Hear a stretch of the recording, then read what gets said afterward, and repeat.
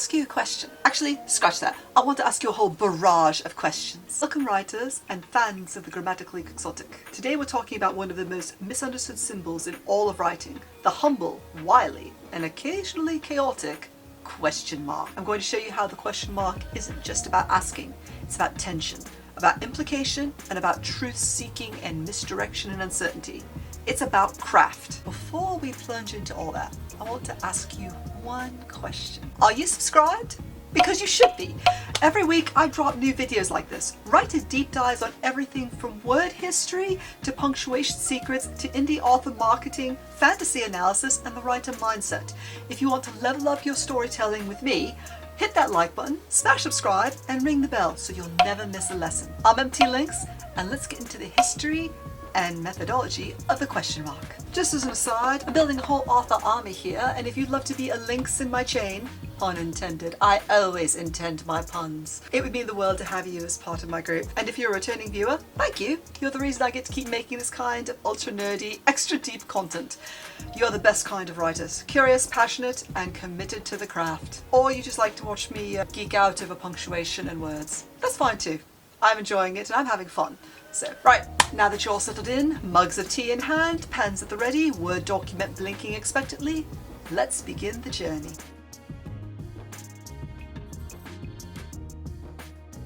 Part 8. Punctuation with ellipses and questions. Ellipses are mood tools, but what happens when you ask something with hesitation? Here's some examples. Did you mean to... This is totally fine. So you're saying... What? Also fine. You are going to leave? Yep, you're good. The rule is simple. End with a punctuation that reflects the primary intent of a sentence. If it's trailing and unsure, ellipses. If it's both trailing and a question, use both. Part 9. Never use more than one question mark in standard prose. This might sound obvious, but I've edited a lot in an indie novel and never do this. You did what? Are you serious? Okay, these are fine in text messages, they're fine in memes, occasionally tolerable in comic dialogue, but in serious fiction writing, they break tone fast, and that will pop you out of the suspension of disbelief. So, one mark, one voice, be deliberate. Part 10, your grammar rules, pacing through interrogation. Every time you end a sentence with a question mark, you are shifting the rhythm of the prose. For example, you are inviting a pause, creating uncertainty, changing the flow of logic. In rapid-fire dialogue, you can speed up tension with questions, and in introspective prose, a single question can act like a line break. Use this power consciously. Think of the question mark as a rhythmic lever. It doesn't just change the meaning, it changes the momentum.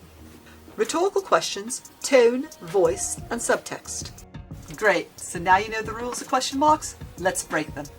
Because one of the greatest weapons in a writer's arsenal is the rhetorical question, a line that is asked, not to be answered, but to shift emotional gravity. A question that deepens voice, exposes character, and reframes the tone. And in fiction, this is gold. Because rhetorical questions aren't about grammar, they're about psychology. So let's explore that. What is a rhetorical question? A rhetorical question is a question without expectation of a response. It's asked to emphasize a point, create a pause, heighten drama, or voice internal emotion. Here are some classic examples. What's the point? Why does this always happen to me? Who cares? You already know the answer, or rather, the readers. And that's the point. You're not asking to learn, you're asking to reveal. Now, why they work in writing? In fiction, rhetorical questions give us a direct window into a character's emotional state or worldview. They can do the following. Show frustration, indicate sarcasm, voice despair, add philosophical weight, create suspense, signal inner conflict. They are the punctuation of doubt, of drama, of conflict. Because a rhetorical question doesn't just express something, it invites the reader to sit in it, to feel the uncertainty, to hear the silence echoing back. Now, the delivery spectrum. Tone changes meaning. Let's take the same sentence and deliver it with a different emotional filter. Why should I care? Why should I care? Why should I care? With anger, it's rebellion and emotional armor. Why should I care? With sarcasm, this is dismissive, withering. Why should I care? With sincerity, it's vulnerability, a plea for connection. Why should I care? With apathy, it's emotional detachment. Now, let's change that to a period. Why should I care? Same words, but the tone drops. This version is closed, final, disengaged. And this is key. Punctuation isn't just grammar, it's acting. You as a writer are directing the performance.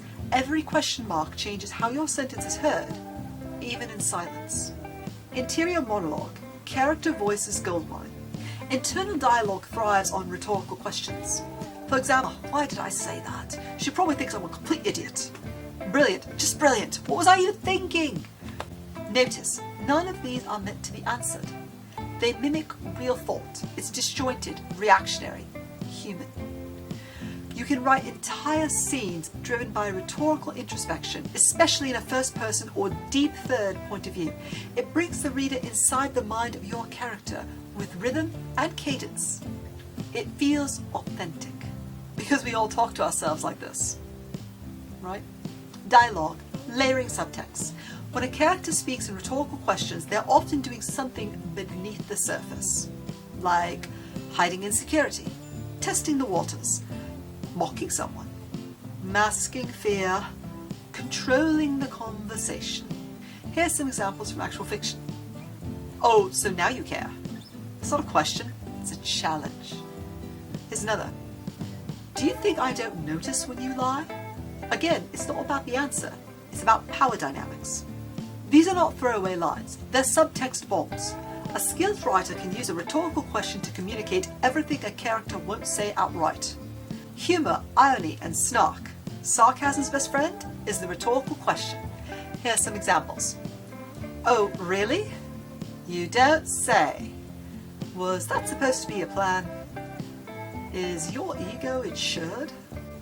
Short, punchy, rhetorical lines break up heavy text and create voice sharpness. They give snarkiness.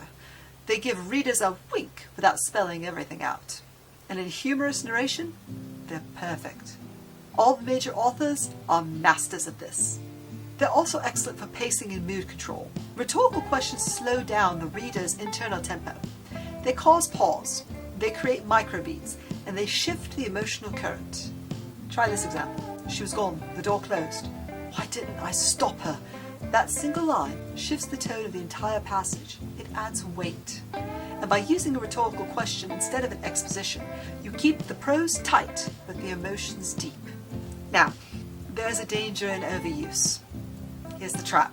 If every other line is rhetorical, the writing starts to sound passive, hesitant, meandering. You risk making your character sound indecisive, or worse, repetitive.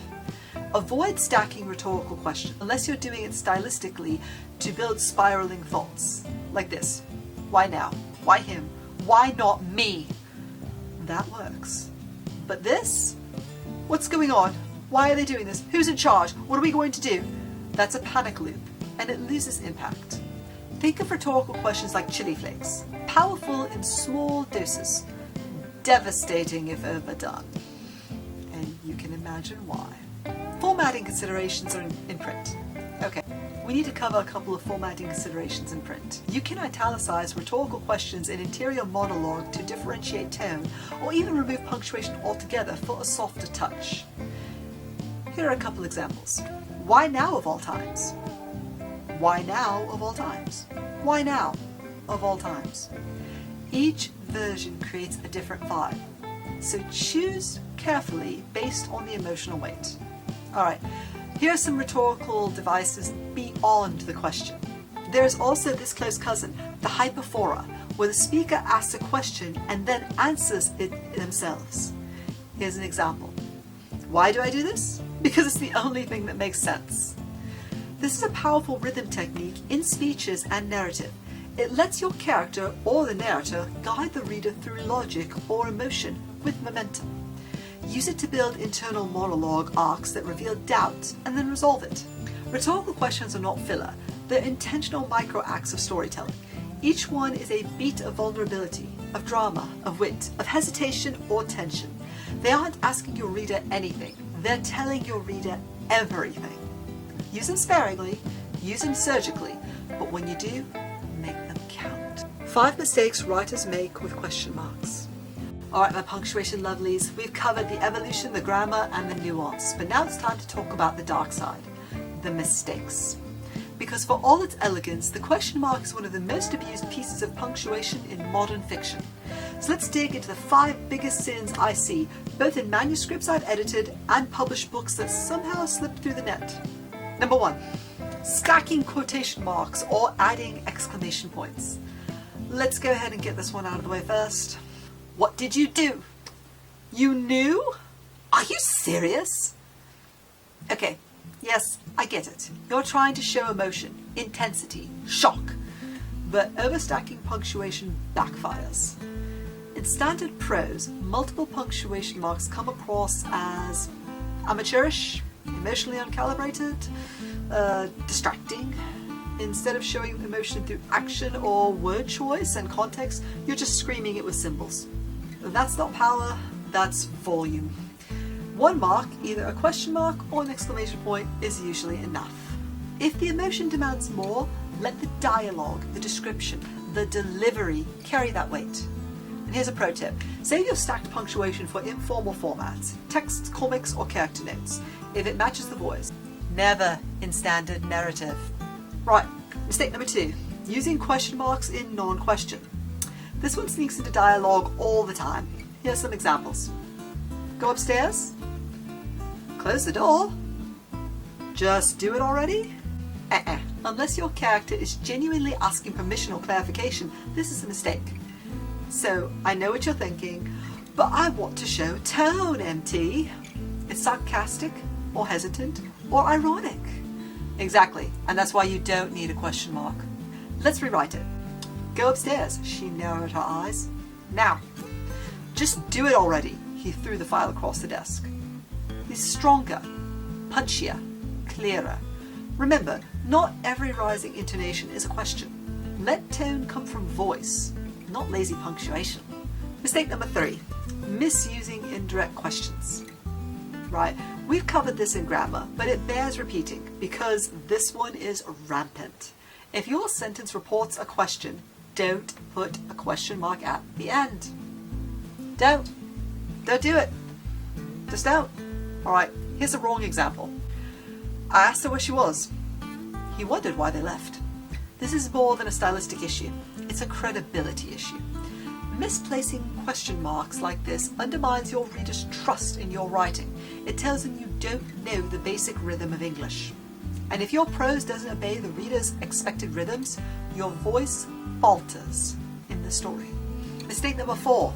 Rhetorical questions are great. We just covered that. But when you use too many in a row or too often in a scene, you create a haze of uncertainty. Your character starts to feel indecisive. The prose loses direction. The pacing stalls. Here's an example of overload. Why here? Why now? Why me? Why her? It's fine in a spiral panic moment, but outside of that, it's just exhausting. Instead, break them up.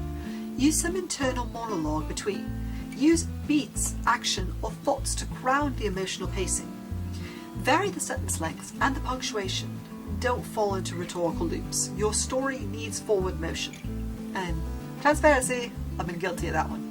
Alright, mistake number 5. Use question marks for pacing instead of structure. This one's more subtle, but critical for pro-level craft. Writers often use questions to slow things down, to create drama, which is fine if it serves the story. But some writers rely on the question mark as a cheap cliffhanger or a paragraph cap. Like this. She opened the envelope. But what did it mean? Alright, that's fine once. But when it happens every 3 paragraphs, the reader catches on. It becomes a rhythm crutch. Predictable. Stronger move. Pair the question with new information or contrast.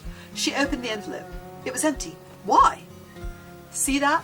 Movement, tension, information plus inquiry. That's narrative propulsion, not just punctuation placement. Here's a bonus mistake.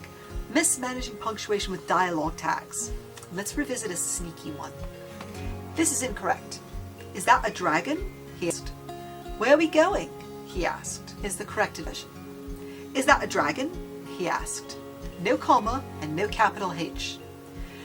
Even published authors mess this up, but it's easy to fix and it keeps your prose looking polished and professional.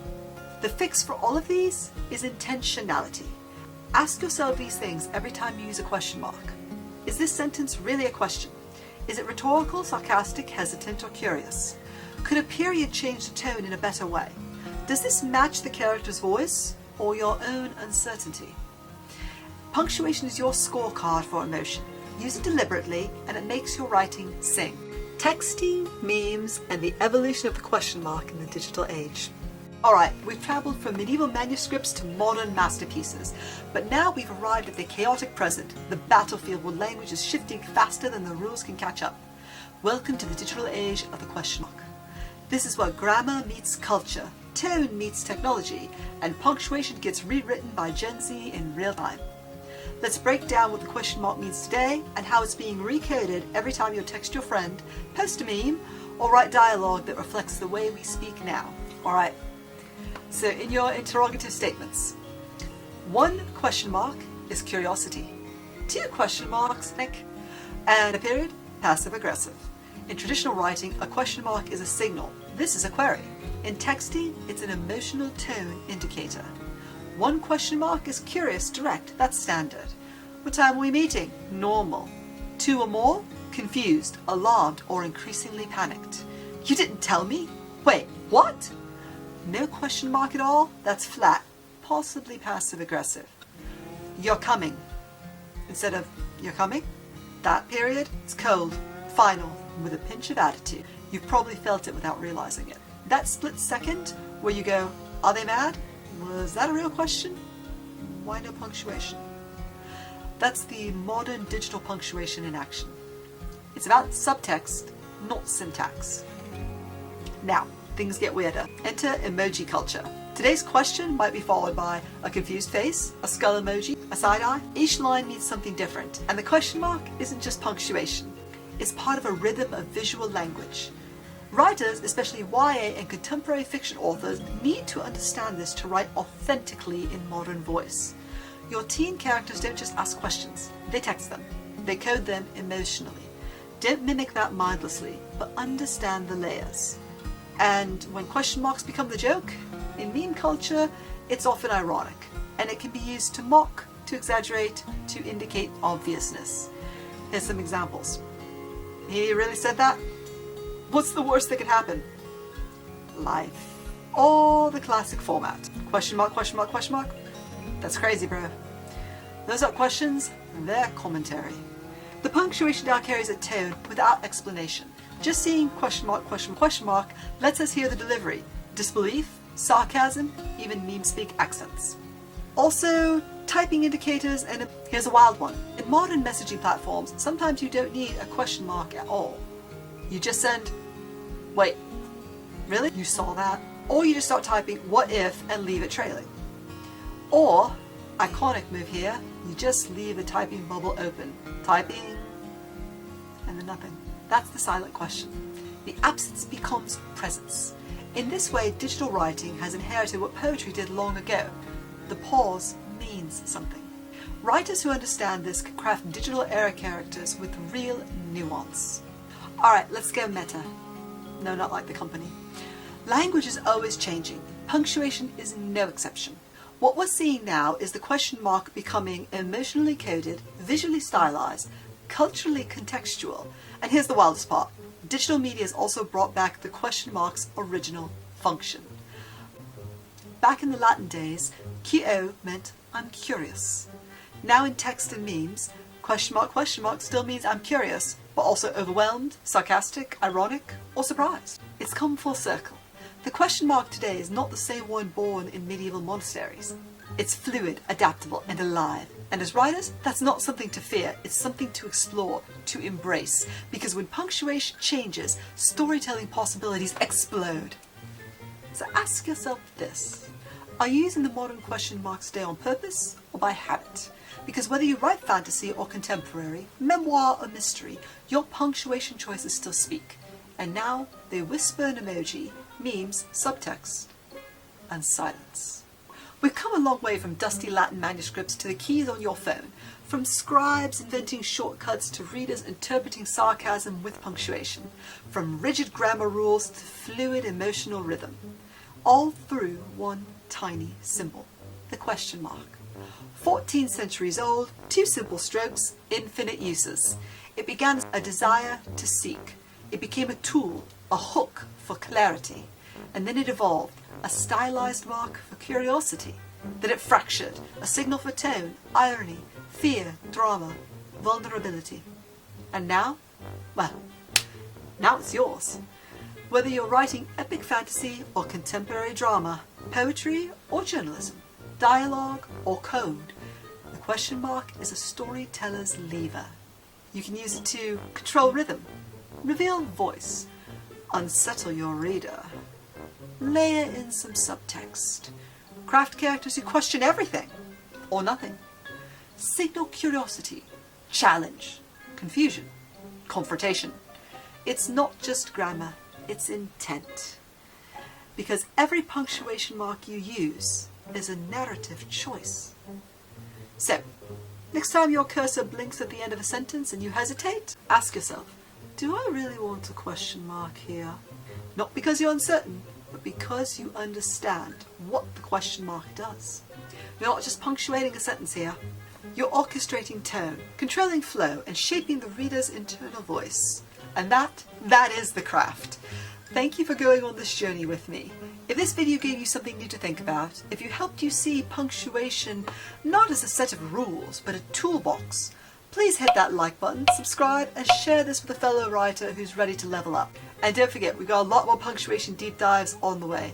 We've done the colon, we're coming up on the ellipses, and the em dash has been completed, each with their own story. So stay curious, ask better questions, and keep writing. I'm MT Lynx, and this has been another WordCraft Deep Dive. I'll see you in the next video. Right here, right there. I'll see you there.